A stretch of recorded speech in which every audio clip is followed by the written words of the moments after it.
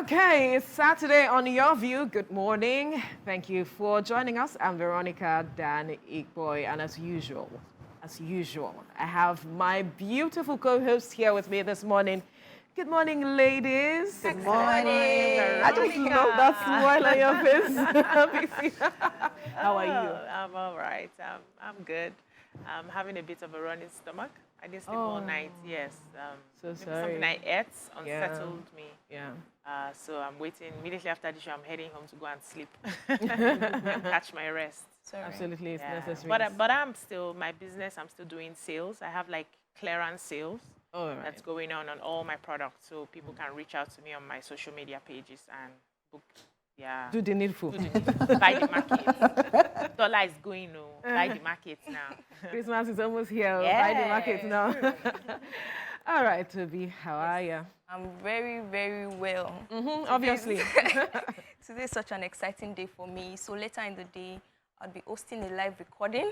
Tagged Sons of Sons conference. It's a live recording. I really wanted to be there. I hope you'll be there. It's this evening. It's organized by David and Keno. Yeah. And I mean, it's just beautiful to know that I'll be on this side and not on the audience side. Yeah. So I look forward to it this evening. Absolutely. Nice. I'm sure you have a good one. All right. Damola, you're sitting beside me today. Pressure too. I'm fine. I had a productive week, and Tokwe used one of our glasses on the show, and it's been a great turnaround for the business. We've been getting a lot of inquiries. The smart glasses on Tokwe, the smart glasses on Tokwe, and sales, So I'm just really grateful. It was a really good week for us today. We just been packing and sending orders. Can glasses be in shade form?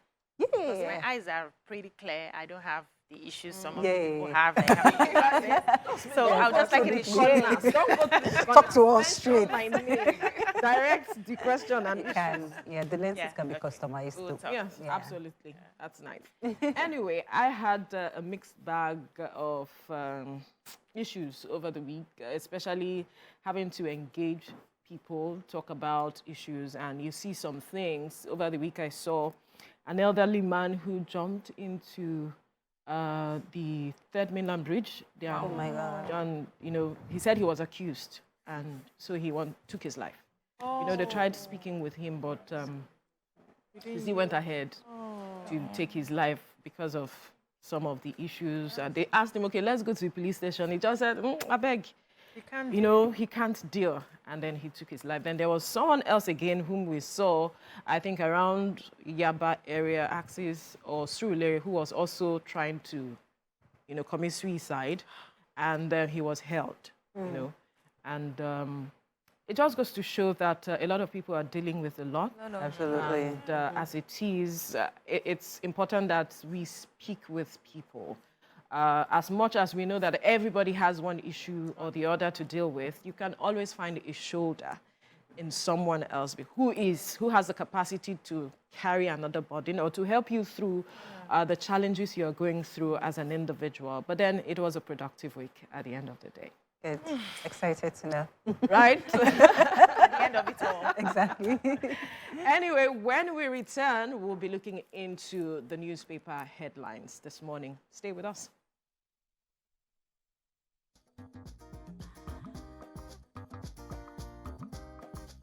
Stay tuned.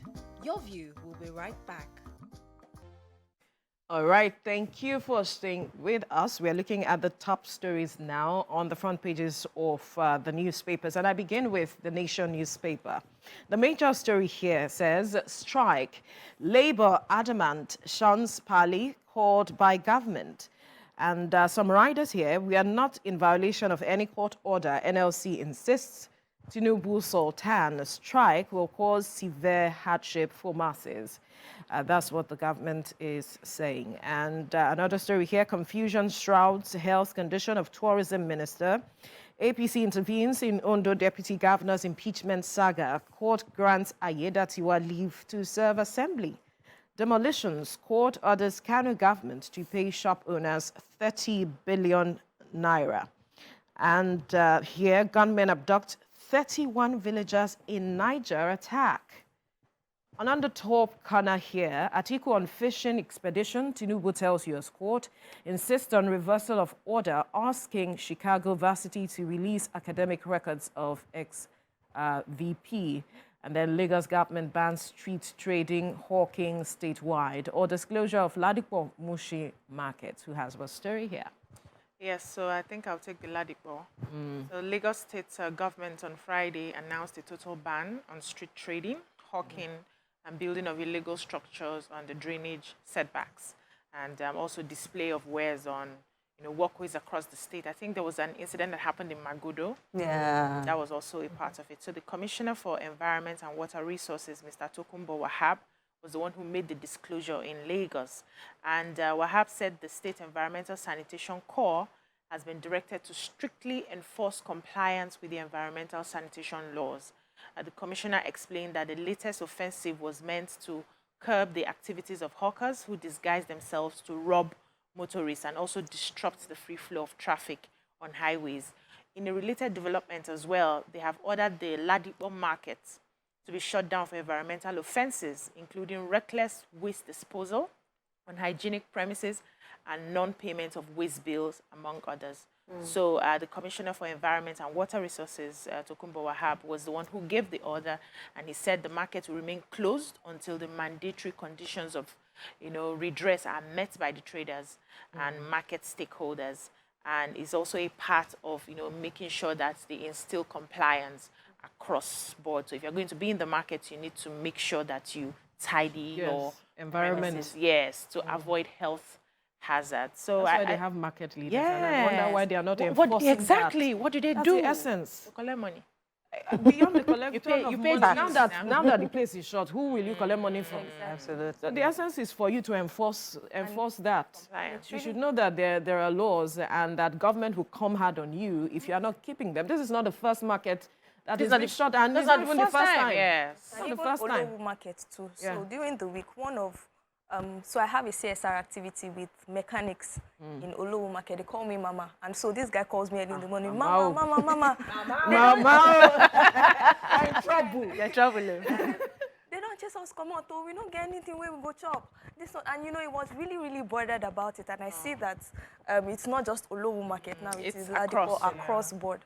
And it's just really, it's sad because I see them here. Wow. Who has any other story here?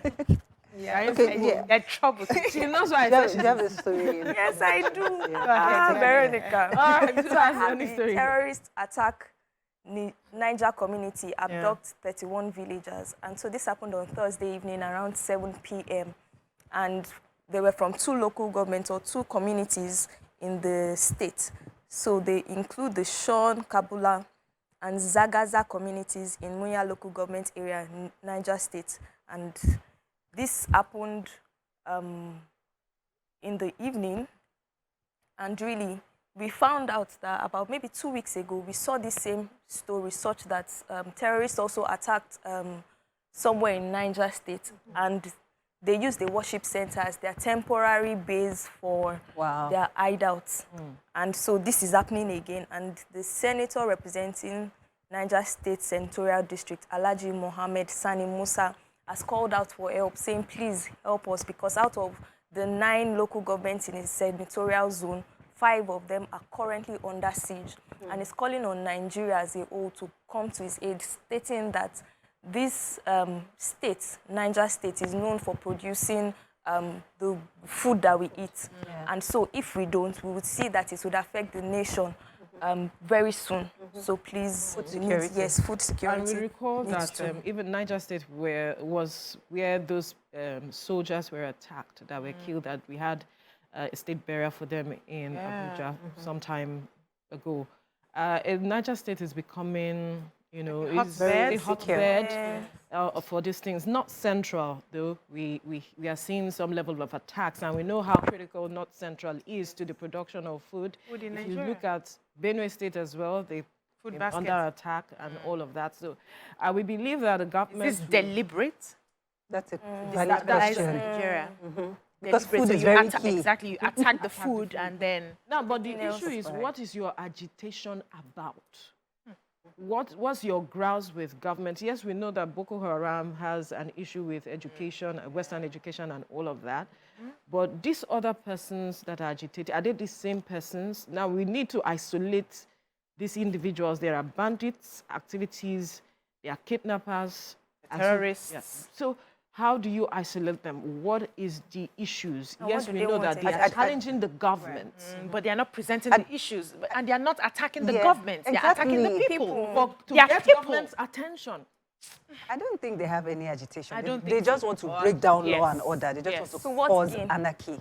Now, that is you. They may be having Because they don't have anything to They lose. may have sponsors from other places. Well, Of Who course, want to there are keep those Nigeria that are- under. There are those who are benefiting from all of these activities. We know that. But anyway, let's take your The headline says, confusion shows health condition of Tourism Minister Adejon. So there have been reports that the minister was hospitalized at the Federal Medical Center, Jabi, after experiencing acute poisoning. And the reports also said that she was rushed shortly after she started manifesting symptoms of poisoning, adding that she had spent 4 days at the facility. But there's a source at the ministry that is dispelling this rumor and said that the minister just had malaria. And we shouldn't forget that she has been away for so long and she's just settling into Nigeria after her appointment. So she's still trying to acclimatize to our weather here, and she's basically treating malaria, and she has not been poisoned in any way. Well, whatever the case is, let her get well. That's Exactly. the bottom line for me. Absolutely. Even though we know how oftentimes public officials do not like to tell us Declare exactly their what health they issues. of their health status is, but really, whatever it is, Get let well. her get well. That's the bottom line. I would have loved to take this story in Kano, where about 1,800 persons, prospective persons, are being screened for marriage. They are being screened for, Kano State is known to have mass burial. I say mass marriage, weddings. No, it's not burial. beg no, you. It's weddings, I beg. They will call. It's mass wedding. So they are screened now. Yeah, so they are screening them for HIV, every other kind of test that is necessary to check. As well.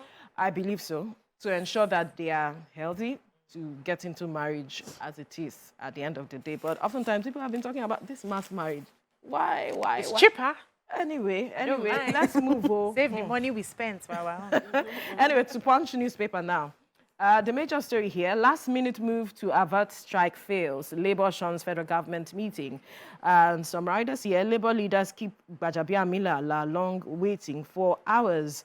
Aviation union, bank workers, others ready for shutdown.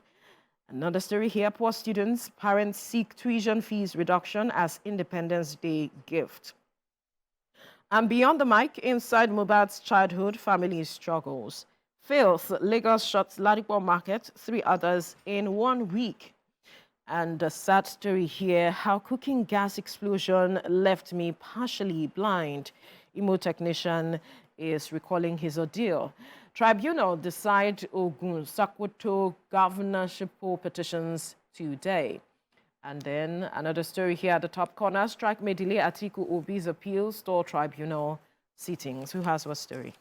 Yeah, so we could do the major headline, I think. Yeah, let's talk about it. Yeah, so the organized labor comprising the Nigerian Labour Congress and the Trade Union Congress. on Friday boycotted an emergency meeting with the federal government at the villa, and it was scheduled for 3 p.m. According to the story, they said the federal government had called an emergency meeting with the leaders of the organized labor to hold at the conference room in one of the office of the president's chief of staff, and they had prepared for the meeting. They waited. They had to move the time from 3 p.m. to like 4 p.m. They kept waiting. They had set the table, for them with light refreshments. Ready to Labour have a did not conversation. show up, Yeah. and Labour is saying that they are trying to find a way to stop the proposed shutdown, total shutdown strike, and they are also saying that a lot of infrastructure, critical facilities will be a part of this strike. Airports are going to be joining, seaports, electricity grids, fuel supply. They're advising Nigerians to go and make sure that they stock up food in their house because so that the impact is not that much on Nigeria. And Femi Falana had written a letter to the Attorney General of the Federation to say that they must continue the negotiations, because if this strike happens now, it will not pay our economy. We don't have the capacity to withstand a total shutdown. The shock right that now. the strike will cause on the economy. As in, NLC is saying no, the suffering is getting too much for Nigerians. They are fighting for the fuel subsidy removal. I don't know. It's supposed to be happening on Tuesday. Wait, hang on. We need to quickly go on a break. When we return, we'll continue this conversation. Stay with us.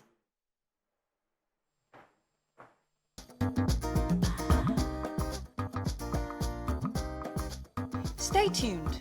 Your View will be right back.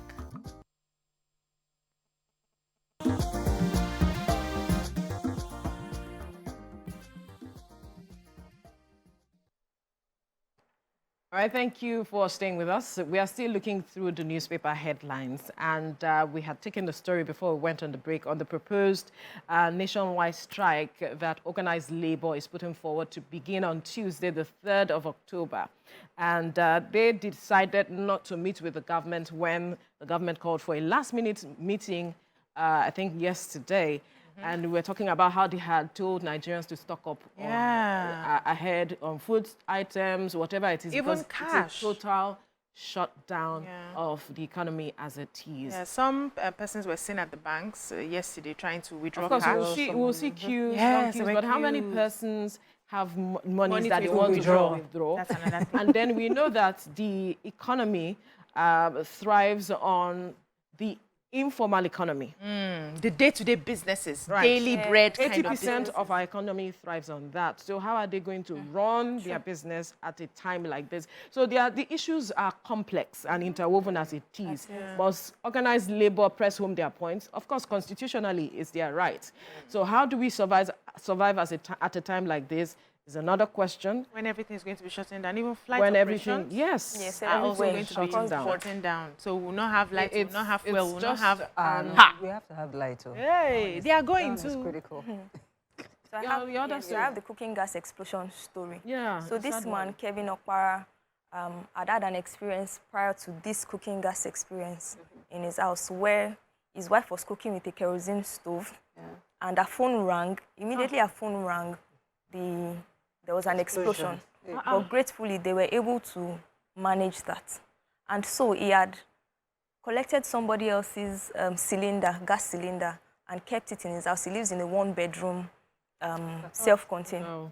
And so he kept it, whereas the gas was leaking. But he didn't do anything about did it. you know? And so on this particular day, his wife and baby were sleeping on the bed, and he was planning to go out. He installs solar panels. And so when he was trying to arrange his things, his phone rang, Again. and he said the next thing, everywhere went black. So he didn't smell it. You know how it is when you just Yes, manage when it's situations leaking. and not, let me just, Sometimes some people do not know it's leaking. They can't smell Smell it. They can't identify the smell. well, true. Gas. Yes. But in the They have story, something, he said, pretty something obvious. wrong with their... when the story said the cylinder was leaking. Leaking. Yes, Means so he it- knew. Yes. I've smelt it. But I think people don't know the impact of. So please, can I ask, I don't know if there's any science student here. What's the connection with the ringing of the phone to explosion? No, that is why when it comes to perhaps, when waves. tanker falls and all of that, the waves, you know that petrol, gas, all of these are highly flammable. So when such things like your phone, I'm not a science student, I'm just, We're just... using the trying to- layman, Okay, the frequency. the Yeah. frequency and all of it, when they collide, there's an explosion. Because So even when- oftentimes they tell you when you get to filling stations, switch off your Exactly. phones. They But tell you people when a don't. tanker falls, don't go there with your phone. That's why we see explosion happens in such areas where people are Yes. trying to scoop fuel. So because these are petroleum products that are highly flammable, so they can easily be combustible as it is when the frequency of Combustible, So- you are a little bit of Let me finish. Let me finish. Finish your story. So, when that happened, he found out that he was hearing his phone from a distance. he was hearing his child crying from a distance, and his wife also was injured already. Yeah, maybe Guess what? His child at the time was 6 months old, and nothing happened to the child. Thank God. But his wife was injured, and so neighbors took them to the hospital. And he said again that when he got to the hospital, he found somebody else with a similar case. But this time, the person said the person's alarm on his phone went on. Then there was an explosion. So you see that it's not only about when a phone rings. So it is the device itself. Yes, the device itself emits some rays that are not healthy to the body, that can be dangerous. This device we're holding on our body. Lie down on the bed. You're sleeping in over if your you check head. it and you see the rays that come out of it, that's why they call it e-waste, how it affects the body itself. Veronica, are you sure you're not a science student? I'm beginning to suspect you. So anyway, but gratefully, one of the good things was that it was taken to the Lagos State University Teaching Hospital, which is a government hospital, and it was attended to immediately. Thank God. You see, and that's another good side to this, because we'd also read over in the news such that people will go to the government hospitals, but there's no one to attend to. There's no bed. So this one, it was attended to, and gratefully is currently recovering. One of his eyes totally gone. The second one, the government's hospital was able to save it. So he's currently undergoing treatment, seeking for funds to get his medical expenses covered. Wish him a very quick recovery. His name is Kevin Okpara. And well, meaning Nigerians can look into helping him. Yes. To address Donating something. Yes, that's a real But donation. we need to educate people on things like this. Know that if you have your gas inside the house, just take your phone far from outside. it. Bottom line. Even if the Or cylinder even is keep your outside. cylinder inside the house. Exactly. But you know how some of these houses are? It's a just one-room be apartment, safe. like she mentioned. You know how it is. You can walk the wipe. Use stove. Is the It stove happened that two- exploded the 2 first weeks time before. now? Stove. No gas. Use firewood. Hey, do you have a story here? Yes. So gunmen abducted a retired army general in Imo, and Punch is reporting that the name of the retired general is Richard Duru, Major General Richard Duru, retired. And Punch is reporting that they tried to reach the director of Army Public Relations to confirm this kidnap, but he was not reachable. However, they got some scoop from 2 military sources that confirmed the incident, and they said that troops have been deployed to ensure the safe release of the retired general. And they also said that Sahara reporters said that they tracked the phone number of the Major General, and it was traced to Mbatoli in Imo State before it was switched off. However, these military sources are confirming or reassuring us that efforts are being made to rescue the retired general. We do hope he is rescued as quickly as possible. Let's quickly move on now to Saturday's Sun. And a major story here says, indefinite strike, Labour adamant. We are not aware of any court injunction. Organized Labour is saying that will ground air travels nationwide. Aviation workers are saying they are joining in the strike. Tinubu Sultan begged Labour to shelve strike. And another story here, highways to hell. Nigerians bemoan unimaginable nightmares on collapsed federal roads. Another story, how economic downturn bites hard on MSMEs. And the federal allocation, federal government states LGCs share 1.1 trillion for August. At the top corner here, Nigeria at 63 ethnic nationalities renew call for restructuring. Regrettably, nation still wobbling. All right, military arrests 8 suspected killers of Catholic seminarian others. Peter B, no economic activity can flourish with insecurity. Who has what story? The Special Military Task Force, Operation Safe Haven, OPSH, operating in Plateau and parts of Bauchi and Kaduna states, have arrested suspected killers of Naaman Stephen, a Catholic seminarian. The media officer of OPSH, Captain James Oya, was the one who disclosed this while addressing newsmen on Friday in Jos. The gunmen killed Naaman when they attacked the rectory of St. Raphael Catholic Church, Fadan Kamatan of Zango, Kataf local government area of Kaduna State. The seminarian was killed when the criminal set the rectory ablaze after a failed kidnap attempt on 2 priests working in the parish. According to Oya as well, he said among the arrested suspects were also those who killed Dorothy Jonathan at Afana community of Zango, Kataf, after they failed to have carnal knowledge of her. And the suspects involved in the attack of burning the St. Raphael's Catholic Church, Fadan Kamatan, September 7, were also a part of the people arrested. So it was the swift response of our troops, that rescued Reverend Emmanuel Okolo and Noah Monday, the parish priest and his assistant on the whole. And they have about 8 suspects in custody who have been arrested for committing the above crimes. So they also said they found that they were running a gun manufacturing factory in the area. They said they found 31 weapons of various categories. The weapons included AK-47 rifles, 10 locally fabricated pistols, 5 locally fabricated AK-47 rifles, 9 revolvers, 3 locally fabricated submachine guns, a round of 7.62 millimeter special ammunition, and machine tools. They were able to get all of this from them. It's amazing it's a good how one we for have, our military. Yes, it's amazing how we have this knowledge, people that have these skills to do this and to even manufacture. I'm looking at locally. Of course, So imagine if they are channeled rightly. Our government come and pick them up and use them to channel it appropriately. Yes, we know what to do. Because, well, it's just a sad one, but it's good that we are seeing that these persons have been arrested. Yeah.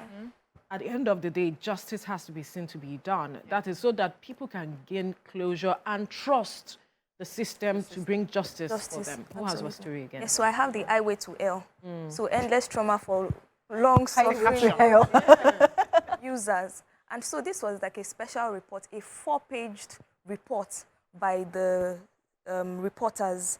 And they had picture images of different highways in Nigeria. There's the Warri Sapele Benin Road that looks so bad. There's also the Koko in Delta State and Ologbo Road in Edo State. That one has flood in between and then trailers there. And so there's also the East-West Road, Eleme, East-West Road. There's another Bayelsa Road. These pictures are just really highways. Yes, highways. And did they mention Kogi? In fact, the story even went on to give a comprehensive breakdown on the progress made on all major highways in Nigeria.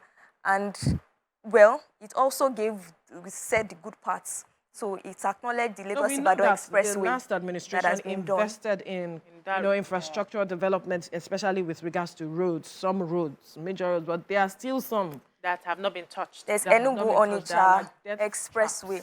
Enugu Otukpo Makodi Road. Otukpo Makodi. So no, I'm saying I know that road.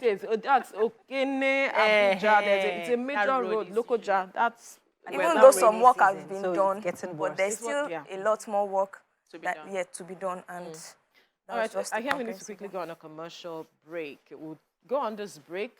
When we return, we'll have a conversation here. To stay with us.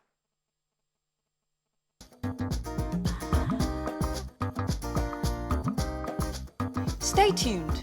Your View will be right back.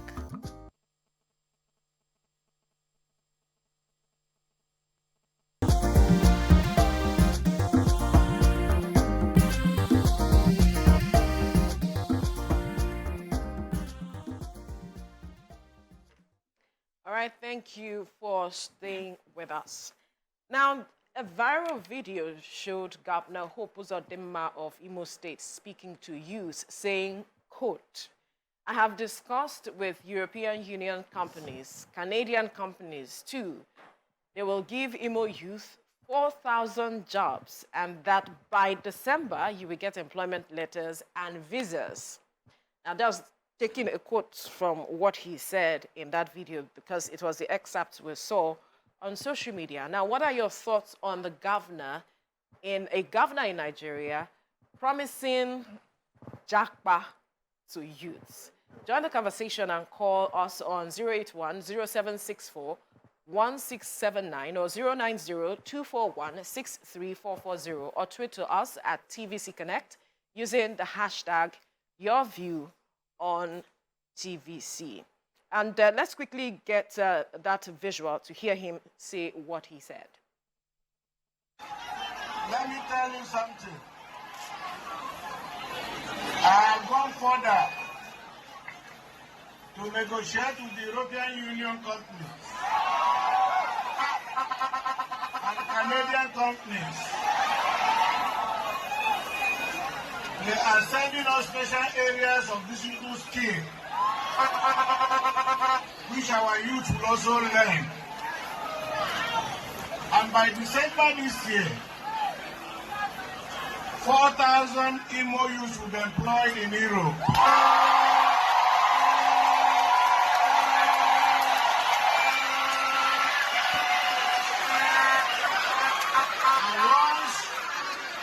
And once the employment letter comes, the governor will pay for your 8 tickets.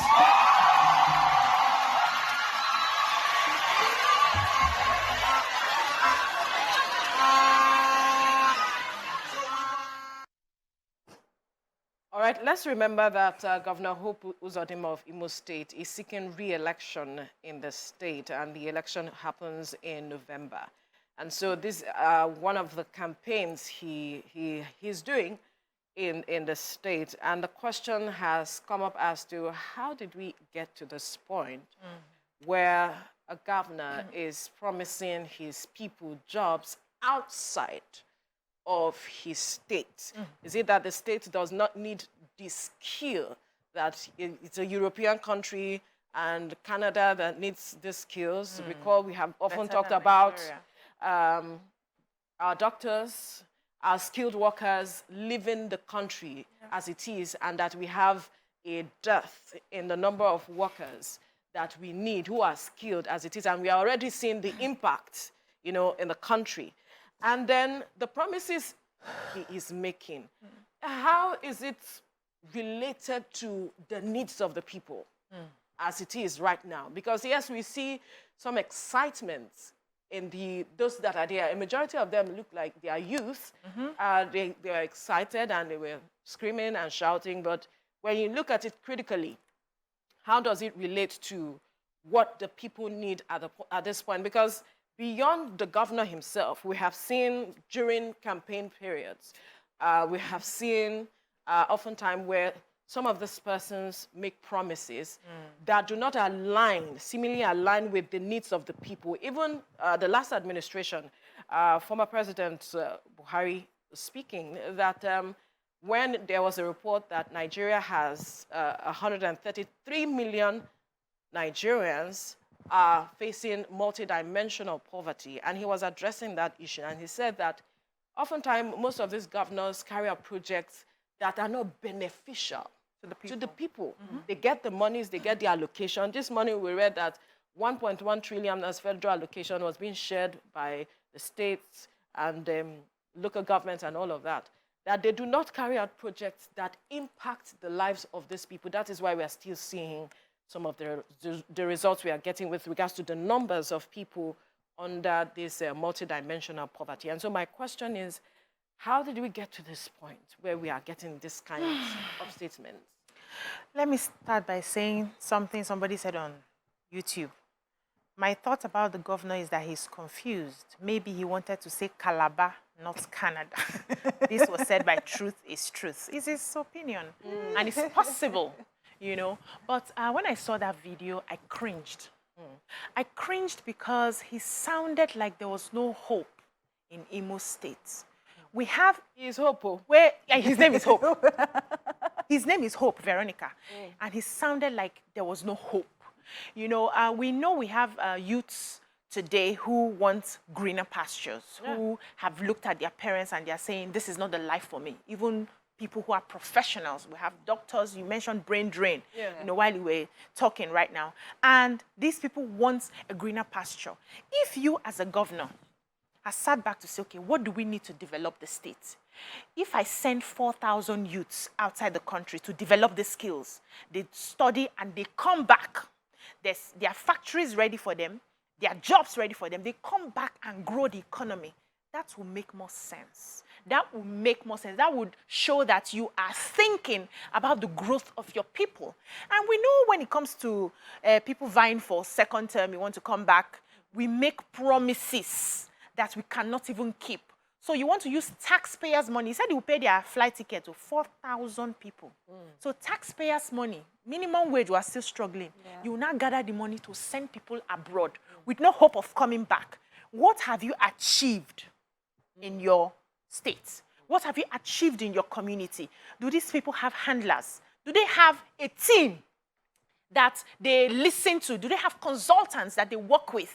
You want to develop something. The question is, what do we do in this place to grow this place, to make this place an envy of other states? People like you now will say, I want to go to Imo State, that's what's happening. I want to set up something in Imo State, that's what's happening. You don't have that plan. You are shipping the youths, the energy that you have for your state. You're taking them outside.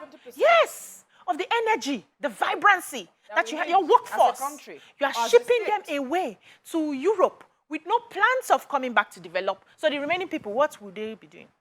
Those, they will repatriate those funds. So.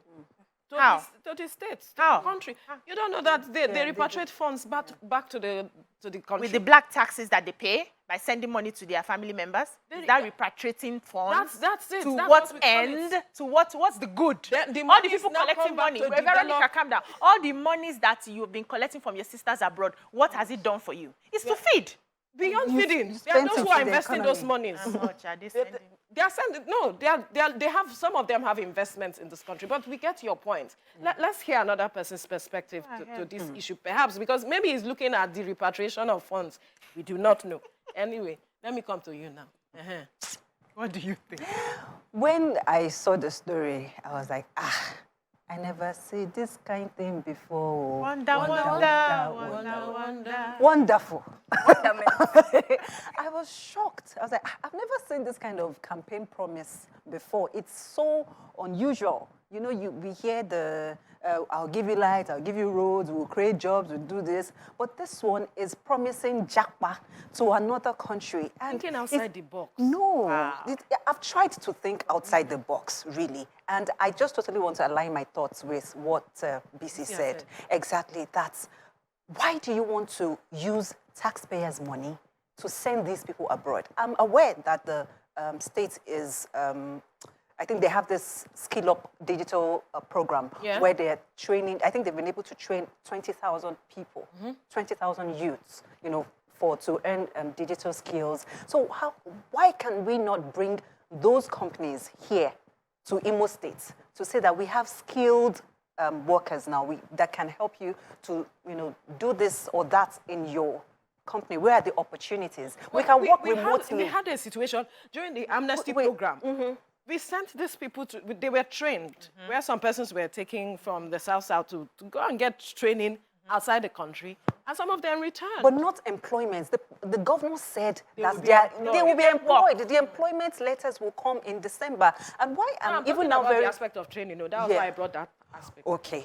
So I'm just wondering, why would you train your youths with taxpayers' money and then you want to ship them abroad without even I would not want to use the word exploit, but letting them give back to your own economy before you allow them to then seek other, greener pastures abroad. And why I am even more disappointed is that reporters have reached out to the EU to ask, to confirm if the governor has actually reached out. And they said no, that they haven't heard anything. They don't even understand. They're not aware. And even if that kind of projects, projects of that magnitude they would have known, because there needs to be a proper provisions for it to go through. You cannot proper documentation. You cannot just send people abroad. He said December, that they'll get their letters and they'll travel in December. Yes. Is that not what we heard? That was what he said. He's already saying December. Meanwhile, the EU does not even know. So what are the plans? What's the program? How you know how it abroad? You should have begun that conversation way before now. But maybe we do not know. For real. Maybe we do. No, maybe we do not know. But Toby, what do you know, please? Veronica. So, listening to you, BC, and listening to Oye, I agree with you 100%. But then I'm a bit worried about the response the youths were giving. Thank you. They were Excited. Elated. I never see this kind of thing before. You know, It's a campaign grounds now. They're supposed to cheer him up. To say, Governor, They want to talking Japa on well. their own. they want to do something on their own. He's A telling them government what they is want now to hear. Yes. A government is now saying, don't waste your money. I will do help it. you. Of course. I mean, the response was very, very... And that goes to show that this Nigerian youth, it's a deeper problem that we have beyond the surface of we want to Japa. The average, I don't want to say the average Nigerian or the average youth is because we are also in that WhatsApp group, right? No, I'm not. I mean, meaning that we are also the youth that were speaking, we are still the youth. But we can't use our own knowledge to serve as a basis for every other youth. We are not even in that WhatsApp group. We are not even in that space. But if we say the Nigerian youth, we are also part of them. And so, for people like this, they may want to say, December na 3 months, I no go do any work again. Make I just get my passport ready. They wait. And that's another time wasted because they are believing that our governor, who serves as an authority figure, has said they will do this. And then what's the criteria for picking the 4,000 people? We don't even know. We don't even know all of those details. If you say the EU has not confirmed it, weak me. It's a more... Please. So you two don't. Could it just be that you don't know what the conversation behind? I thought you would know. We need to go. No, I don't know the conversation. I don't know the conversation. Let's go on break first. I'm not in Imo State. We're going on a break. When we return, we'll continue this conversation. Stay with us.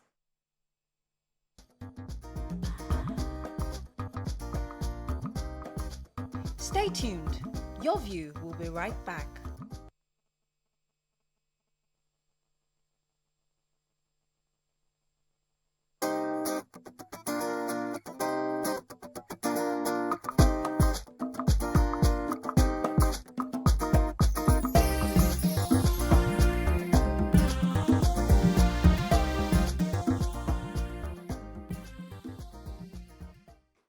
All right, thank you for staying with us. We're still talking about the statement Governor Uzodinma made while on the campaign ground, talking about taking about 4,000 Imo youths out of the country to some European Union companies and Canadian companies to work. But here we have Comrade Tiger on the line trying to weigh in on this conversation. Good morning, Comrade Tiger. Go ahead with your contribution.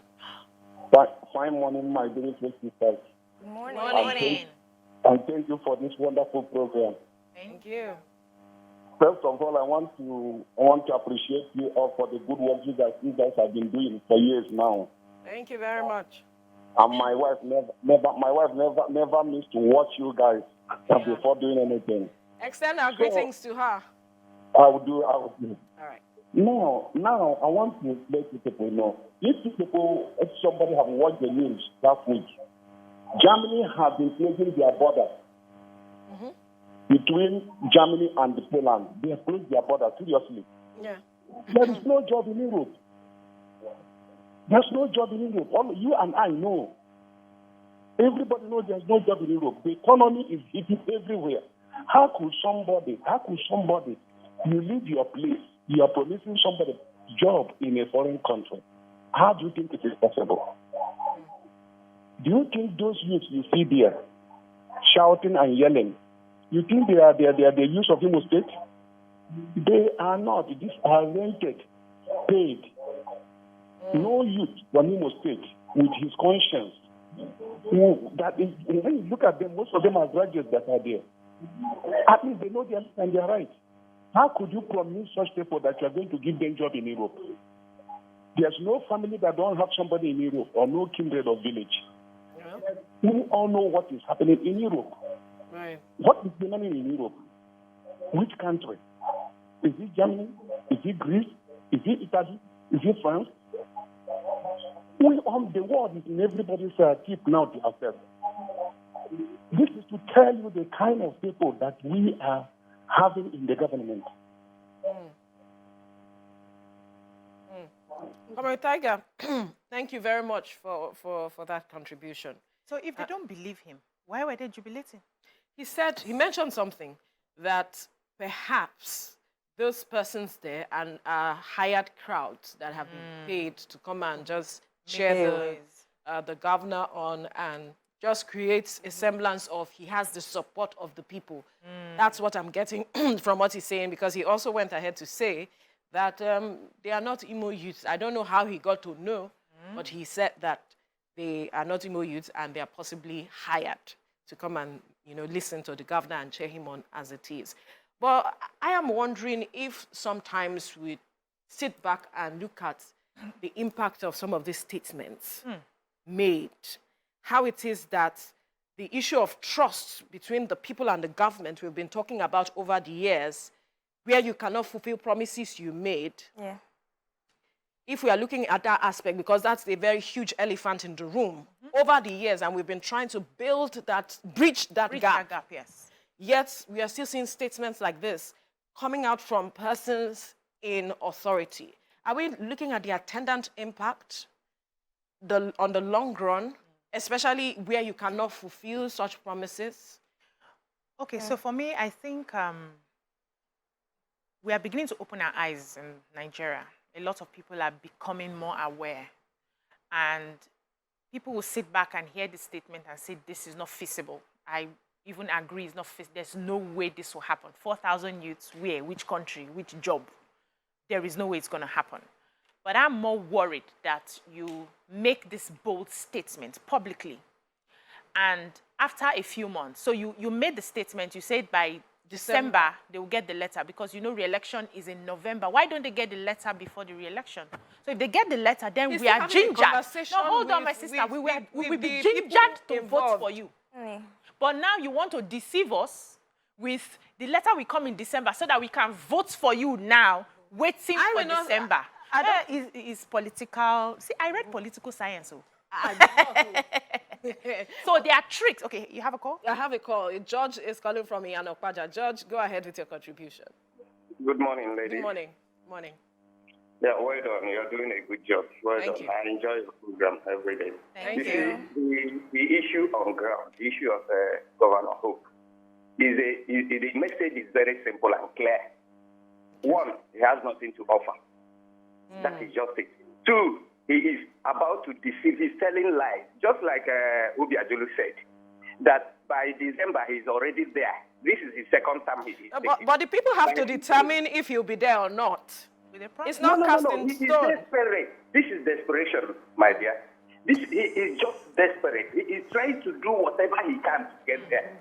This is desperation at work. That is just it. He has nothing to offer. How can he, if you move all the people in him, will you say much? Well done. There's nothing. He has nothing to offer. That's just it. Have a nice day. And you too. Thank you. So I was, saying that I don't see this happening. There's no feasibility, and I'm worried about the promise that will not be accomplished, and then we put it on the list of all the politicians that come and tell us lies. They are not paying attention to the needs of the people. They are not paying attention to how the people perceive. Yes, how people perceive them. Yeah. They don't even care whether we trust them or not. Because if you are a leader, you should understand that your word is your bond. You will not overpromise what you cannot deliver. I remember when my daughter was in primary school, my first daughter, they were about to campaign for head girl and stuff. So she came home and I said, okay, write your manifesto. She wrote the manifesto and she presented it, and she was promising she would fix their water tap. She will fix tap, she will put ice cream, something, she would. I said, wait. Oh, do you have money? Who is going to do that? Nah. Change it. Tell them you are going to help them make sure that students obey.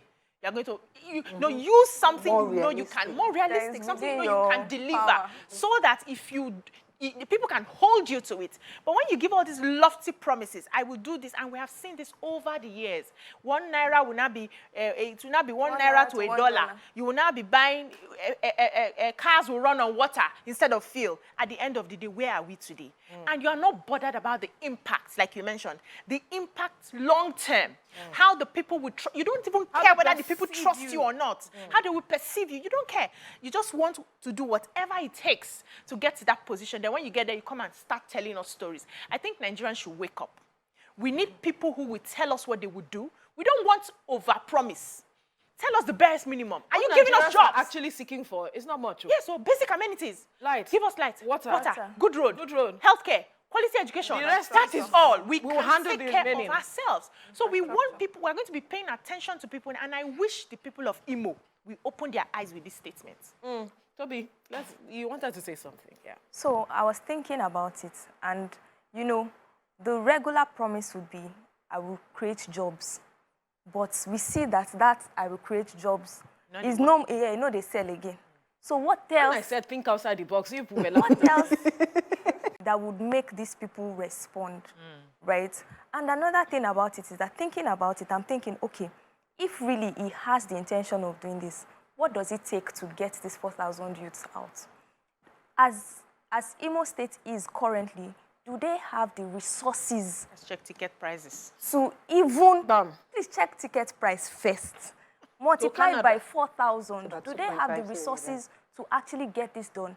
If they do not, what other plans is this governor putting in place to ensure that this promise doesn't go away like other promises that we've heard over the years? All right, we have a caller on the line, Alhaji Maruf, calling from Ikeja. Good morning. Go ahead with your contribution, please. Are you there? Yeah, I'm here. Right, go ahead with your contribution. Good morning. Yeah, good morning, ladies. Good morning. Good morning. First and foremost, I will let you people know that what you are doing is okay. But if somebody says something, please, you people should not judge within that period. Say what your mind tells you. The people should not say, no, he can't do it. You know his mind. You don't know his mind. That's why that the election is coming up. You don't know his mind. Whether he will be able to do it or not, it's only God that knows. So please, Alhaji Maruf, I wanted to know if you knew how he was going to do it, so you can tell us, because on this part of it's good to understand. Let's get different positions to issues like this. Let's have a balanced view. So if you can call back to tell us how you got to know that he has put plans in place to ensure that 4,000 youths are taken outside of Imo State, outside of the country. And the resources available. To engage them, to train them and engage them outside. Please let us know so that we are not just having a conversation that is not balanced. It's very important. Amen. Amen. Yes, and then looking at the states, explaining now what is the current internally generated revenue of the state. And when we put that side by side, the other things that need to be done within the state. Insecurity. There are so many issues, and this one now coming up again would actually take in some funds. So if the state is generating so much, why not? Do you see? But when we're able to find that out, we'll be able to now say, okay, if it or you know fit. If it. But like, if the state is generating so much, there will be jobs. Because it's from the jobs that the government will take the taxes. No, there will be factories. Perhaps. Calm down. We'll be having conversations with companies to come and establish factories. So you train your people and you youth have abundance of jobs. Perhaps that's how we can generate. Pipeline. Perhaps that's also in the pipeline. In the sense that he's creating some here and he's taking some others outside the country. Veronica, God will judge you. she has to. I'm looking for ticket. Veronica is sides. I don't understand. Veronica, I'm feeling you. We are trying to balance this conversation. Yes. Did you hear what the last caller said? Yes. Yes, we heard. There's a possibility. We do not. Well, we are not in Imo State, for goodness sake. There's a possibility that he's perhaps engaging some companies within the country to come to Imo State, you know, create jobs for the people. There are more than 4,000 youths in Imo State, for goodness sake. So perhaps that is just the quota he wants to begin with and create jobs. Well, because some reporters have reached out to the EU, and then they said that they do not know, they are not aware of any plans that even if such things are going to happen, it might be a private sector discussion with the governor, but there is no way they would do it without involving the EU. So obviously, I do not know how that plan was to come to fruition by December. I don't know, unless it has some fast-tracking mechanism somewhere that we do not know of. But what I am even more surprised about is why sitting governors still have to use bogus lies to, or let me not call it a lie, bogus promises to woo people to vote for them. As a sitting governor, your 4-year administration is your CV. It should show how popular yes, you are with it will show how popular you are with the people. What have you been able to do? What impact? You don't even, in fact, for your second term, you don't even need to talk too much. So why are we still having these kind of bogus promises that do not look realistic? It's like Nigerian politicians do not rate us. They don't send us at all. And I just think politicians that still go ahead to make bogus promises have total disregard, total disrespect, and we need to make a law for politicians that do not fulfill their promises. Or we take laws into our hands, we'll drag you on the road. I want us to talk about that, this. Let's allow Francisca, calling from K2, share her view on this matter. Good morning, Francisca. Go ahead. Good morning, ma'am. Morning. I love what you are doing. Thank you. Thank you very much. You all. I actually want to make a point on what you're saying concerning the Imo State. Actually, I'm Imolite. Oh, great. How do you feel about this statement? I am highly disappointed by my governor, I would say. Because checking the past 4 years, there's not been anything going on in Imo State. It has been issues here and there, insecurity here and there. This is a place that used to be a home for all. Right? People come into the state, lodge, have fun, and go back to their various locations. But it's no longer like that. The HACOM is not giving us this promise that is moving people to Europe. For crying out loud, there are so many schools in Imo State where we have educated people, good people with good grades. If actually he's doing a good job, he should have retained those ones. The graduates, he should have retained those ones. So many youths, when I mean so many youths, are out of the state because of insecurity, looking for somewhere to shelter, to get something doing. Now, my home place, I can't go home. Osu in particular is a place you cannot even put your head. The biggest market that goes on in Osu is no longer trading because of insecurity. Markets are burned down. Houses are, my own father's house was partly burnt down. So sorry about that. So I don't understand why he's giving us these flamboyant promises when he's actually doing nothing. So that's actually why I'm calling. Thank you for your insight. What he's saying. It's obvious that he doesn't really have plans for the Imo line. Francesca, thank you for that call. Sorry about your father's house that was burnt down. An unfortunate incident there. She's an Imolite. I'm glad that someone who is from that part of the country is calling to tell us. We need more of persons from Imo to call us, to give us better perspective on perhaps what the governor has done and what he is trying to build his campaign promises on, as that we hear him say as it is. And then I mentioned, okay, you want to say something? So let's even break down the dynamics of relocating. Right. It's not just the tickets that you need. When you get there, you will get accommodation. You will eat. You would, sort out yourself in some other ways. You will settle in.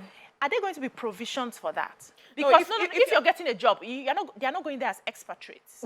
It's expatriates that they are getting your accommodation ready before you get there. If you're going as an ordinary, I have people who relocated. They had to squat somewhere. They had to find ways to pay rent before the jobs came.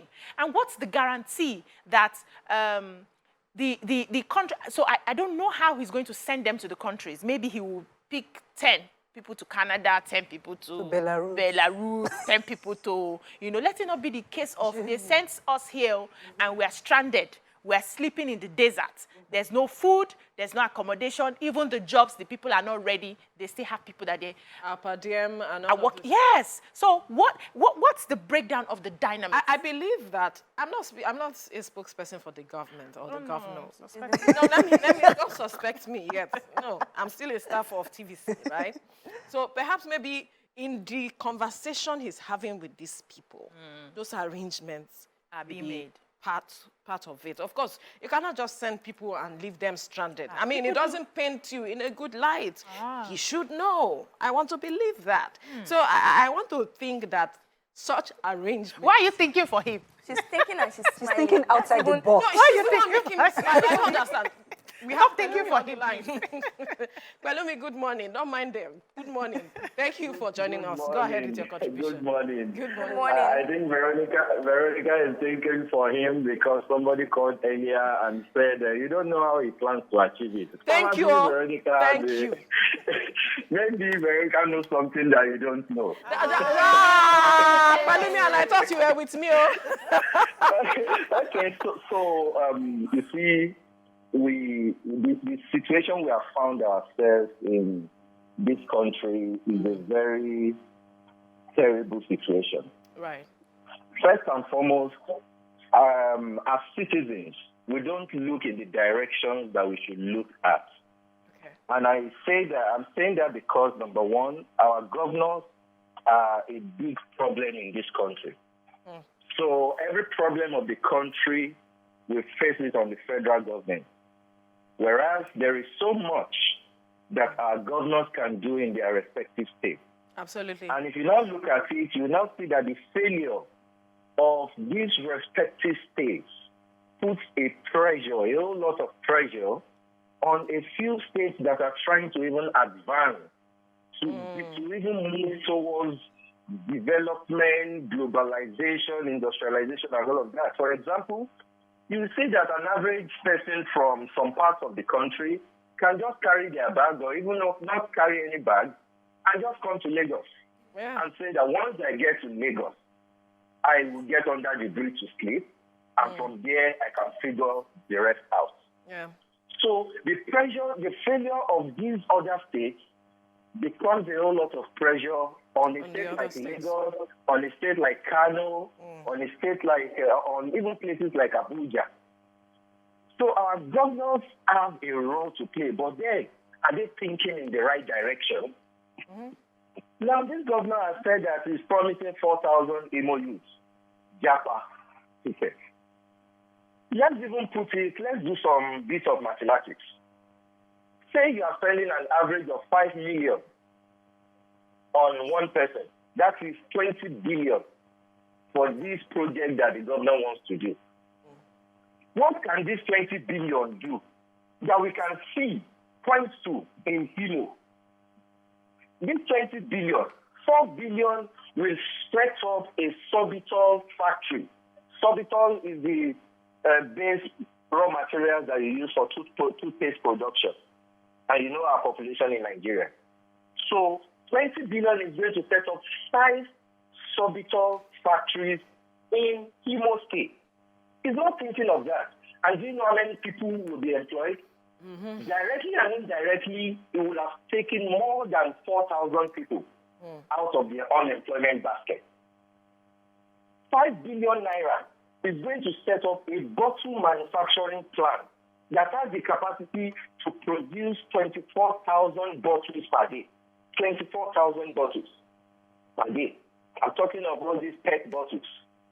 He's not thinking of that 20 billion, that Japa project can successfully build 4 of such companies. Okay. So thank you so much for speaking with us, Pelumi. Veronica. I think we need to go on a break. Right? Right. When we go on a break, when we return, we'll continue this conversation. Stay with us.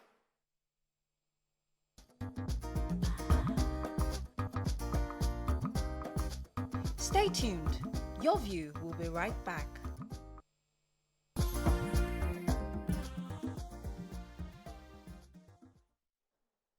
All right, thank you for staying with us. We're still looking at the matter on the ground, talking about Governor Hope Uzodinma's campaign promises to his people while he was campaigning. Recall that he is seeking a second term in office come November when the election will hold. And he has promised about 4,000 youths a job outside the country, in Canada and some European countries, like he said. And he said he was going to foot the bill. The state government was going to foot the bill, and that by December, these 4,000 youths will get their letters. And we're asking what you make of this statement, where he's seen to support those who want to Japa outside of the country. Join the conversation 081-076-41679 or 090-241-63440, or Twitter us at TVC Connect using the hashtag #YourViewOnTVC. Toby, you wanted to say something before we went to break? Yeah. Pelumi had called in and had given a bit of perspective to the conversation. He broke it down. He broke it down with numbers, with statistics. Yeah. And so there's this report by the cable.ng, and it gives a report by the National Bureau of Statistics stating that Imo State's internally generated revenue, on the other hand, grew from 7.7 billion in 2020 to 12.8 billion in 2021, implying an increase by 66%. And that's 2 years ago. That's 2 years ago. Because of the rate of insecurity that has happened. Yes. Where, because remember that lady, Francesca, that called, talking about certain businesses could not recover as a result of the insecurity issue. So let's also keep that on one hand. Yeah. So that's that. And now he was mentioning that with 5 billion naira, a factory can be set up. And from a country, from a state that generates, at least this is the one we've seen, 12.8 billion in 2021, right? And you're taking 5 billion out of that. And from the manpower that generated that funds, you are now sending 4,000 of them to another country. Why don't you invite those companies abroad to invest in your state? And so, again, this conversation of we'll provide jobs are things that we've still heard over time, that the youths are wondering what else can be done aside these jobs. So he may be planning to use his personal funds for this one. Because from the government... You, Veronica, you should know. You should know. Yeah, see, don't drag me, don't carry me go where I don't know. As it is like this. I'm a staff of TV, so I don't work for Imo State government. Let's take some messages, can I? Please go ahead. Okay. So Akani Taiwo says, one thing we should understand is that the people going to Europe know themselves. After some months, those people will be paraded as youth sent abroad, shaking her. Akani Taiwo also says, another angle to it is that do Nigerians want the truth in the first place? Benedicta says, I don't see this happening. But she went ahead to say, this is corporate slavery if it happens. We used to blame our kings and leaders of selling the people for slavery in those days. It is effrontery for me, even in this present day. And he now went ahead to ask Veronica, say, if he wanted to first speak 4,000, why did he wait till now? By now, he should have been on the third set of another 4,000. Truth is truth said, Adami, honestly, your head gets oil. You are very correct. Second time as a governor, you don't need much talk. Your 4 years' work will speak and campaign for you. Not now trying to use abroad to scam them. Governor Hope says, okay, this person says, Governor I think, is his name Governor Hope? No, he's calling the governor. I think creating 4,000 jobs in Imo should be more important than that of Europe. You will reap what you sow. Take more now. You're there. Andrew says, Governor Uzodinma, relocation of 4,000 Imo youths to Europe is the typical example of colonial mentality, still affecting Africans. Why not develop your state and make the youth stay? And so Yasmin Maman says, these are the things the people want to hear far. People suspend reasoning once they see their so-called leaders, many there would rather go home with 1K each than anything else. Ansnam says they already have a good policy of training the youth in digital skills. Yeah. You just goofed with the European nonsense. Maybe the speech writer messed up. Jobs should be coming to Imo and Forex from Nigeria. He wasn't reading a script, was he? They may have had a plan. I don't want to believe that as a leader, you will come out without having a plan with your team. You are supposed to plan these things. You're supposed to have conversations on the implications of whatever policies or whatever programs or whatever project you're going to carry out. I watch a lot of American film, and I know that, you know, in these issues, do you have a call? PR. Okay. Yes, we have a call. Let's pick Collins' call, and he's calling from Anambra. Collins, good morning. Thank you for joining us. Yeah. Sorry. Please call back, Collins. Yeah. So I was saying, BC was telling us she watched a lot of American movies. Yes, and I know that for every leader who wants to make a statement, who wants to carry out a new project for the people, they always, you call the PR, they have a team. Aside from before PR will be the ones to fine-tune how you're going to present it, right, and the packaging. But they have a team of consultants, of diplomats, of strategists, who would sit down and look at your policy holistically, all the angles. Who are we reaching? And attendance implications. Yes, and the sometimes, even with all those looking at everything, they may not even see some implications that will fall out at the end of the day. But then they've taken a closer look. They've considered a lot of people, a lot of things. They've considered the nation and their overall goal to the sustenance of the place that they are leading and all of that. I believe that our leaders don't know how to be leaders. When they call for leadership trainings, I went to one recently, a few months ago, got a leadership training. And the things I was learning there, I was wishing our governors were present. I was wishing. Do you forget? Hold on, wait. I was People travel for events. Maybe they are not paying attention. It's one thing to go for an event, it's another thing to listen. I'm happy you mentioned pay attention. So, knowledge is power, Veronica. I agree with you. But do you knowledge applied is power. Those people who went for this same training you went for and did not pick anything out of there.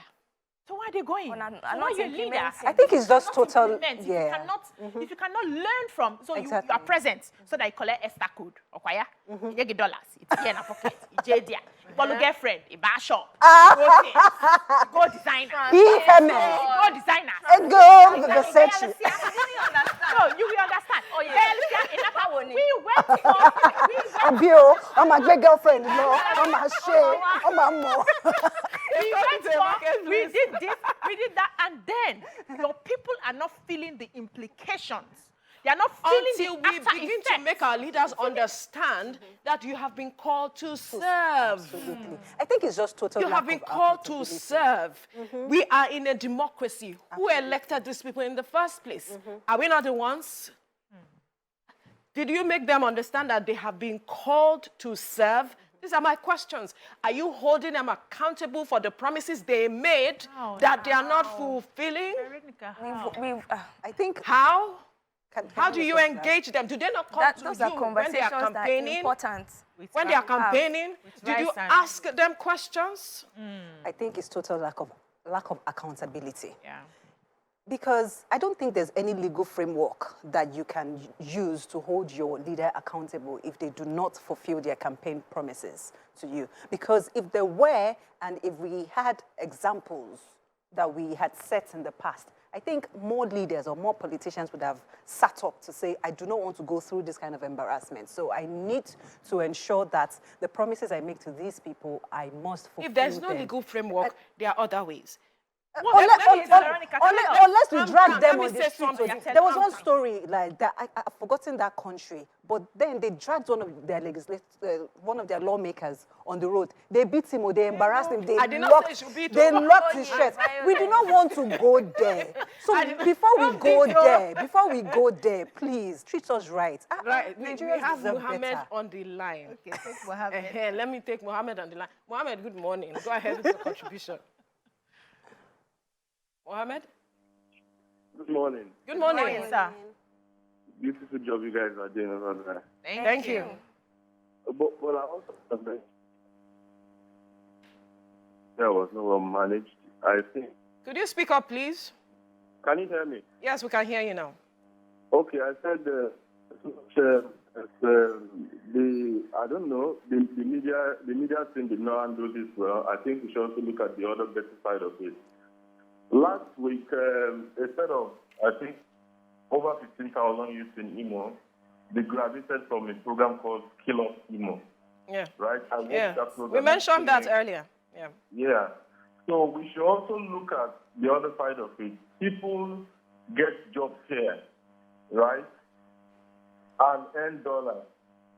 So if the governor is saying he's going to get 4,000 people out to go and work, we should also look at the other side of it of earning effects for the country. I hope you guys know, but bigger than tangible.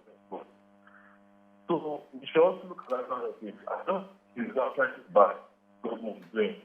We should that program. I know the minister of digital economy was there, and he actually praised the governor for doing that program. And it was said in that program that even the federal government can't even do such kind of program. Do you know that the governor shared 15,000 laptops to use of Imo, and with each of those laptops having software worth over 130,000 naira? I think that is commendable. It's not outrightly bad. We should look at the other better part. Thank you so much. Yeah. All right, Mohammed, thank you for talking about that. We had mentioned it earlier that the governor had done a skill up program. We mentioned it and we talked about so it. You now want to export all of that talent outside. Why don't you get them employment opportunities so that they can work remotely? I think that was where I mentioned that maybe he's in talks with some companies within the country or even outside to come and invest. You don't even sound convinced. You don't sound convinced. Okay, do I need to squeeze my lips? She has a smile at the corner of her lips. That's the one making me smile. Okay, stop smiling. Veronica, I agree with you, yes. So there's a possibility. Thank you. Yes. At least someone is with me on this one. And then he can now look at those who can repatriate funds back to the state. That's what I said now. Yes. They are repatriating funds, dollars, like he mentioned, to the state. This leadership conversation that you said is just...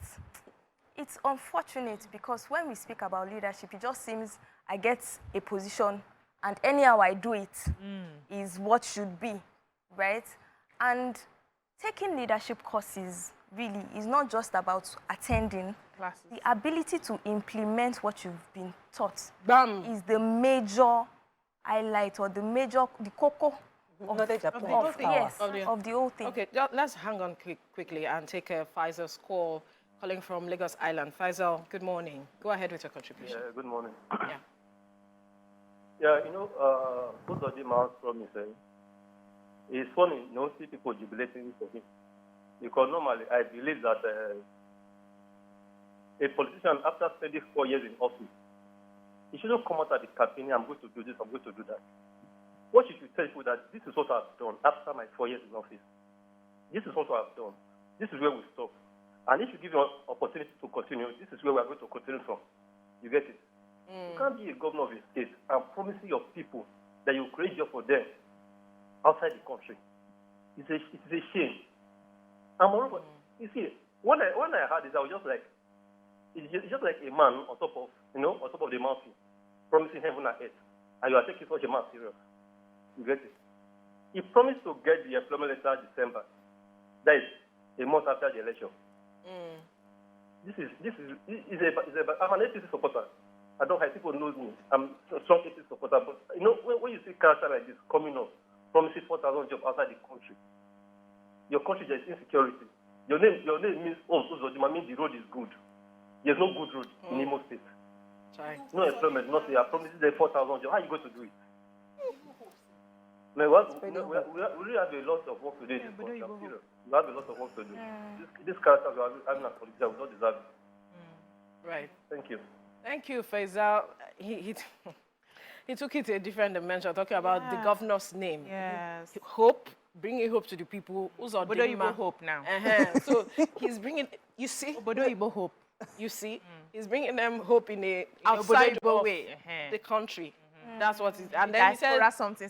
Uzodinma, that is, the road is good. But they said there are no good roads. There are no good roads. But perhaps we do not have the full clip of that video. We just saw excerpt. Yes. So we do not know where he began his speech from. Exactly. If he had talked about what he had done before, we do not know. It was just an excerpt that was, put on social media that we are talking about. So maybe when we see the full clip, he might have spoken about that and all. But then it's important that you need to bring hope to the people as it is from the whole conversation that we are seeing. Somebody wanted to say something earlier before we went on. It was the leadership conversation. Yes, It's just very important. And if the government can even set up leadership institutes, well, we have. I'm even Let's taking not it set up back. again. We have. Because if the government even has leadership institutes, they will not still run it way. If they will not lead it if they have attended those leadership institutes, we won't be seeing what we are seeing. No. You can still attend. Not be you talk now. Say you can attend and not pay attention. Are they They attend the ones abroad. Yeah. They go to Harvard. They go to big places. Exactly. I Just said to, it just all. to end the We don't need certificates. to build new institutes. We don't need it. That's another. We have private ones. If you need private consultants to come and train you, who they are can do there. these They are things. available. So it's they are the life coaches. doing. They are therapists. So it's Anything the you need, individual. we there. It's the Call us. We individual. come and train you. I know. But It's the individual. Shoot your shot. But It's the individual and the fact that we as a people, we must begin to see that we have a responsibility that we play when in electing our leaders. We must see ourselves as being responsible. That is one of our major challenge. Veronica, I like where you're going. But you will not tell It's leading us nowhere. No, you will not tell a woman whose child is hungry, who does not have money to take the child to the hospital, not to collect a cup of rice when these people come. So the thing is, for people like us, we know they cannot bamboo. You cannot promise me going to Obodo Ibo. Don't say that. No, I'm just telling me, personally. You cannot promise me going to Obodo Ibo as something you want to do for me right now. You can't promise. I'm not there. Even if I've not traveled. The fact that I know that what I want is here. So give me something that will keep me here and make me flourish. Absolutely. That's what I will listen to. But there are lots of people who have lost hope in the country. And all they see is greener on the other side. Absolutely. And the people there, some of them there, are not. There's nothing green there. We go there, we visit, we see the hustle. Of course. They will not tell you, they allow you to come. You come and collect your own share of the hustle. So they think that nothing is happening. You discuss with a lot of youth. So I had a young guy who was a dry cleaner in my father's compound at the time when I was growing up. And he was doing well. The governor, Delta State governor's wives, they were bringing laundry, for him. He was making money. All the politicians' wives, he was in my compound there. He paid rent and he took that shop. He was working. All of a sudden, he started a conversation of he had to travel. He wants to travel. He wants to travel. He packed up that business. Gave out the shop, arranged. I don't know how they smuggled him. Igbo hardworking guy. Smuggled him into Sierra Leone, all those countries. Illegally. Yes, illegally. He went there. He suffered for years. By the time he came back, he found his way back. He could not get those customers back. He can't. This guy was flourishing, was already making plans to buy a land, build his house and everything. He lost those customers. When he gave us the story of how he suffered in those places, he said he would, if he had known, he wouldn't have gone because but he when was you better tell them off. those He times, was better off. they will not listen. They won't believe. I've had conversations, but we have Joseph on the line calling from Jos. Joseph, good morning. Go ahead with your contribution. Good morning, responsibility. Morning. I love your contribution this morning. And Veronica, you're just putting our brain with your mathematical brain this morning. And the lady in the native, thank you. You are just hitting it. You are giving us that boost. Thank God that YK and that Nima is not on the show this morning. You have been taught. Although what me had to contribute to this is that the man is just a modern slavery. Because I see no reason why there is opportunity in Nigeria. I just pity you two ones to who feel abroad is more better than Nigeria. There are opportunities that if this man should invest that money, is willing to take them abroad, will achieve here. And this modern slavery is doing. Thank you. That's all I have to contribute this morning. All right. Thank you, Joseph. Thank you. Do the people see it as modern slavery? They will still want to go and say, me self, make her go slave. Let me go and make her go see am by myself. Let me go and see There's by no myself. amount of English that we're currently speaking to I some used to Nigerian have- youths that would make them know Change that their this, mind. yes, they I will used to still be have stuck a in their ways. man, right? He did illegal migration. He saw the issues. He saw how people died in his very present. He had big shops. So outside the country, he was in one of these African countries, but he wanted to move illegally. He saw how people's body parts were dismembered and all of that. They tried crossing a fence, and some persons were electrocuted. He saw all of those. He decided to go. He came back and now said he still wants to go back. Wow. That it's as if he did not plan appropriately. Oh. So he wants to do. He said he wants to replan go. and He go wants to back. replan He wants to use the and go better again because he wasn't finding the job he was doing funny. Yes, we know there were issues, but what are you doing to improve yourself as an individual? Capacity. What capacity are you building to become relevant to yourself, And your society? What are you doing to build capacity? Government will not hand everything to you. We already know that. We see some people who are struggling. We are not saying there are no issues. There are issues. Even in these countries, there are issues. Nothing is perfect anywhere. You might see, they might have structure. Absolutely. I agree. They have the structure. They have measures in place to address issues. When you talk about the insecurity, they know how to address it quickly, right? But then, It was not always like that with it them. was not always like that. They had a process. They had a Nigeria is process to still get to going where they through are. Our own process. And it takes a lot to integrate into the society. You don't just go there and you think that they will hand you a job. Everybody. It's not like that. How now? You must go through the processes. We've had people say that a rat in Nigeria enjoys better. No, a rat abroad. Let me be the rat abroad. Let me not be Exactly. the rat in Nigeria because they are different. You hear people say all sorts. Yeah, and you know when a lot of people started moving to the UK, and you know a lot of them turned to bloggers or vloggers. They were saying, "Oh, it's not easy here. This is that. Look People at what happened." say People they shut them up. will say, Because "Come you've back. gone. Let us go. Let news because sets you've go." gone. They do not want to listen, and it's so sad. Unfortunately, Yeah. it goes back to the issue of accountability. Yeah. What you said, you promised to lead the people, to You've been serve saying the this people. accountability since. How do we hold them accountable? How do they listen to the agitations of the people? How? They are the ones that make the laws. They make the laws, yes. They've not put that Who law votes to them hold in? them. Leave Do who you votes know them that? in. Did you know that some senators, some House of Rep members did not return? Some governors did not return in the last election, thinking they were popular. That is a way of sending a message. That is a way of sending a message. That's what I'm saying. You have the power. If you do not want them back in, you can do that with your votes. Do you understand the power you have as an individual? Yes, there are laws in place. It is, what did we say democracy is about? This is how we hold our leaders to account, right? So I am saying that as a people, we have a responsibility towards government, holding them to account. And the government has a responsibility towards us, to serve us, because you made promises. Deliver on that. And don't overpromise what you cannot deliver. Don't go beyond. We don't expect you to use your blood to deliver. Perhaps if people will follow through now to see what happens in December. If there are 4,000 persons, the processes that the No, we governor need will to ask, put in before place. December, we need to ask the questions. No, there is election on ground now. Let them finish the electoral process. So we just leave the people with the promise. Now that No, now, when December now comes, they can now start asking questions now. You don't Then get they may go to another location and say sure the same thing. there are say something plans in place to put everyone. I want that to has believe called him out to there are shame. plans in place. He will not just come See, and these people said I want do to it. believe. You all are saying I can't do it. I will prove you wrong. Mr. Governor, sir. You should use his We are personal challenging funds. you.